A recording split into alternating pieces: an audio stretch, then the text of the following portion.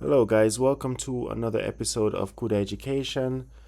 Today we are on step 15. So we are in a 16-step process, or hopefully just 16 steps, but we're in a 16-step process to going from a fresh Xcode project all the way to the modern renderer um, application, which is freely available on the Apple Meadow sample code library, modern renderer, one word. And we're building ourselves up from basically a blank, fresh project in Xcode all the way to that application. And we are doing a high level overview and doing all the steps to get there. We are now at step 15, temporal anti-aliasing and ACES tone mapping. Okay, so again, this is just an overview, high level overview.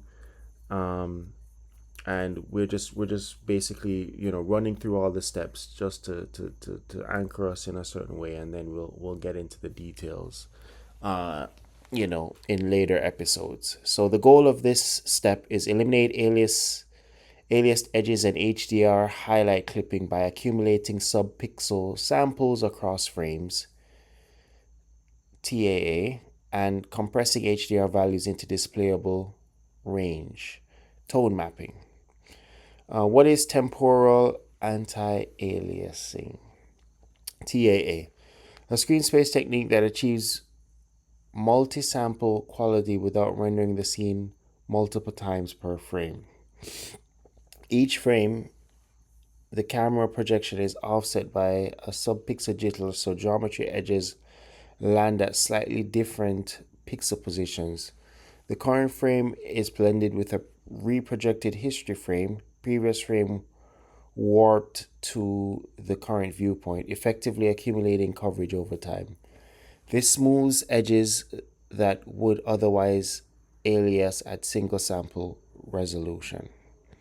And then we have tone mapping, which is the process of mapping high dynamic range, HDR, radiance values, which can exceed 1 from bright lights, emissives, specular highlights into the 0-1 range a display can show. Without tone mapping, values above 1 are hard clamped, losing detail. A tone mapping curve compresses highlights with a smooth roll off while preserving shadow detail. And then here are the key techniques, which, obviously I'm not going to get into right now. HDR intermediate buffer, Halton sequence jitter, ACES filmic tone mapping, academic color encoding system,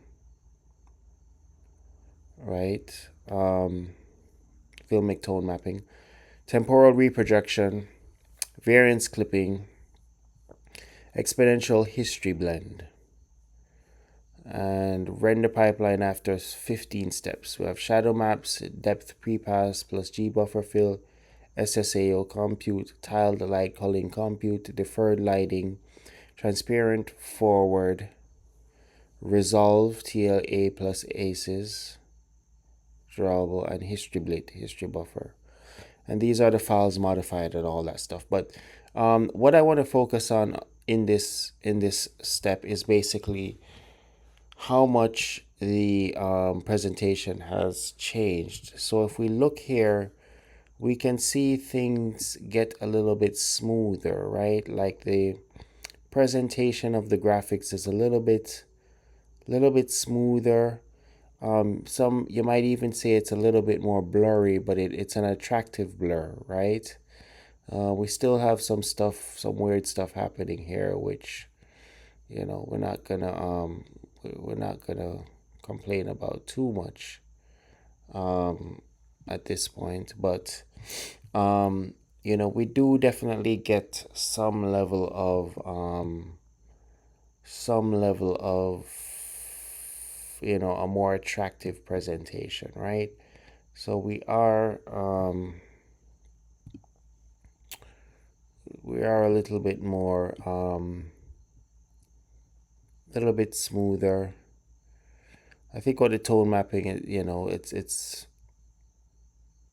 trying to deal with the bright lights and stuff and not making it too overwhelming. We could see the awnings here, all of that stuff. When we mess around with the lights, we could see even more, a little bit of a cleaner presentation, right? You can also see the spotlights here and all of that stuff, right? So yeah, guys, we are, we're in the thick of things. We officially have one more step to go, but maybe we might need more steps to just clean things up and make it,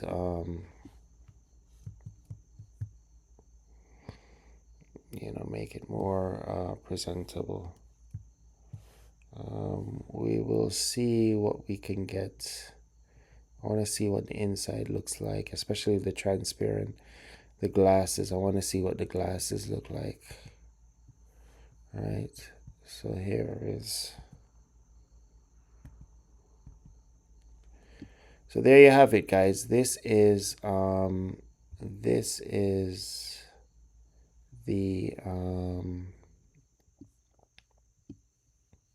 this is the result. All right, but we do definitely see things are a lot cleaner, a lot more film quality. So definitely it's a worthy step. Anyway, guys, this is CUDA education.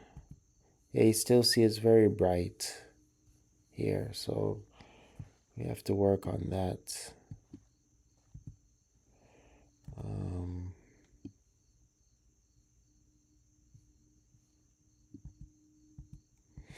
But yeah, let's see what happens in the next step, and maybe we'll need more steps than that, but at least we are getting somewhere. So this is CUDA education, guys. Thank you for watching. Have a great day.